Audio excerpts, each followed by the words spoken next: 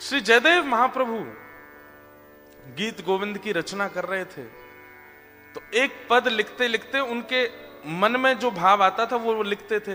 तभी उनके मन में यही भाव आया कि ठाकुर जी किशोरी जी के चरणों में सिर रख करके प्रणाम कर रहे हैं। लेकिन लिखने में वो विचार करने लगे, ये भाव लिखूंगा कहीं अनुचित तो नहीं लगेगा। इधर देखो सब लोग सुनो, मन में जो भाव आता लिख देते। अब तभी मन में भाव आया कि ठाकुर जी किशोरी जी के चरणों में प्रणाम कर रहे हैं, तो मन में भाव आया, अब लिखते लिखते रुक गए जयदेव, कैसे लिखूं, कहीं ऐसा ना हो कि मेरी बात अनुचित हो जाए। वहीं रोक दी अपनी कलम, और कलम रख करके गीत गोविंद की पत्रिका विराम दे करके पत्नी से बोले, देवी अभी आगे की पंक्ति याद नहीं आ रही। सोचने लगे कुछ और आएगा तो वो लिखूंगा, पर जयदेव महाप्रभु के चित्त में उनकी भावना थोड़ी आती थी, वो तो ठाकुर जी भावना करते हैं, वही वो लिखते थे। लेकिन जयदेव महाप्रभु ने उस बात को लिखा नहीं कि किशोरी जी के चरणों में श्री ठाकुर जी के मस्तक रखे हैं। अधूरा छोड़ करके जयदेव महाप्रभु जैसे ही बाहर गए, पत्नी से बोल गए, देवी हम स्नान करने जा रहे हैं, तुम भोजन की व्यवस्था कर लो और फिर आकर के हम भोजन करेंगे, फिर कुछ याद आएगा तो आगे लिखेंगे। जयदेव महाप्रभु जैसे ही गए, इतने में ठाकुर जी जयदेव महाप्रभु का रूप बना के आ गए। जयदेव महाप्रभु संकोच कर रहे हैं लिखने में, तो ठाकुर जी ही जयदेव महाप्रभु बन के आए। और तुरंत जैसे लौट कर गए तो पत्नी बोली, अरे आप तो स्नान करने गए थे, इतनी जल्दी कैसे आ गए? अरे देवी मुझे वो पंक्ति याद आ गई, मैं लिख दूं। और जो जयदेव महाप्रभु सुन रहे थे और लिखने में संकोच कर रहे थे, ठाकुर जी ने वही लिख दिया, किशोरी जी के श्री चरणों में मेरे मस्तक हैं, लिख दिया।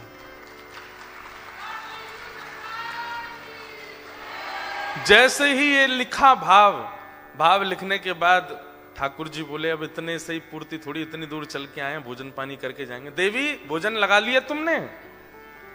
तो जयदेव महाप्रभु पत्नी बोली, आप स्नान नहीं करेंगे? बोले, आज बिना स्नान किए पाएंगे, लाओ। वाह, आज सारे नियम तोड़ देंगे। बोले, आज मैं बहुत प्रसन्न हूं, ऐसी पंक्ति लिखी है मैंने, मेरे को मन हो रहा है कि आज मैं बिना स्नान के प्रसाद पाऊं।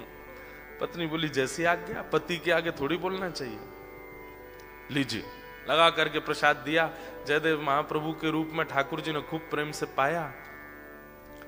उनकी पत्नी का नियम था कि पति की थाली में ही पाती हैं पत्नियां, उनका थोड़ा उच्छिष्ट हो या साथ में बैठ के पा लेती हैं या उसके बाद पाती हैं, पति की थाली में ही पा लेती हैं। तो उनकी पत्नी का नियम था, वो जयदेव महाप्रभु के बाद उसी थाली में पाती थी। थाली लेकर के वो अपना पाने बैठ गई। जयदेव महाप्रभु, अब हम जा रहे हैं नहाने के लिए, हाँ तुम पालो। ठाकुर जी जैसे गए, इतने में असली जयदेव महाप्रभु आए। जैसे ही घर में आए, देखा पत्नी प्रसाद पा रही। देवी आज इतनी भूख लगी कि हमसे पहले ही पा लिया। पत्नी बोली, वाह, अभी तो आप पाके गए हो। बोले, मैं कब पाके गया? मैं तो बोल के गया था कि प्रसाद की तैयारी कर लो। अरे कितनी जल्दी भूल गए? अभी आप आए लौट करके, बोले पंक्ति याद आ गई है, आपने पुस्तक उठा के पंक्ति लिखी, उसके बाद बोले प्रसाद पवा दो। मैंने बोला भी कि बिना नहाए पाओगे? बोले, हाँ आज बहुत प्रसन्न हूं, पाके चले गए स्नान करने, और अब कह रहे हो ये सब क्या? जयदेव महाप्रभु ने पंक्ति लिखी? हाँ, आपने गीत गोविंद में पंक्ति लिखी। दौड़ करके जैसे ही जयदेव महाप्रभु ने पंक्ति, जो उनके मन में आ रहा था, जो वो लिखने में घबरा रहे थे, वही पंक्ति वहां लिखी हुई थी, जो कि स्वयं श्री जगन्नाथ भगवान लिख करके गए। देवी के पास गए, बोले, देवी थाली कहाँ है? बोले, ये रही।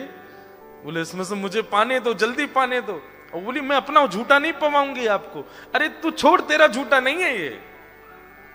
वो कोई और नहीं थे, वो स्वयं ठाकुर जी आए थे। मैं संकोच कर रहा था लिखने में, उस संकोच को बदलना चाह रहा था मैं, लेकिन मेरी अनुपस्थिति में ठाकुर जी आए, लिख करके गए, और तेरे हाथ से बनी प्रसादी पा करके अपना उच्छिष्ट प्रसाद तुझको दे करके गए। मुझे दे दे, उसमें से 2-3 कण दे दे। वो ठाकुर जी पा करके गए। ऐसे जयदेव महाप्रभु।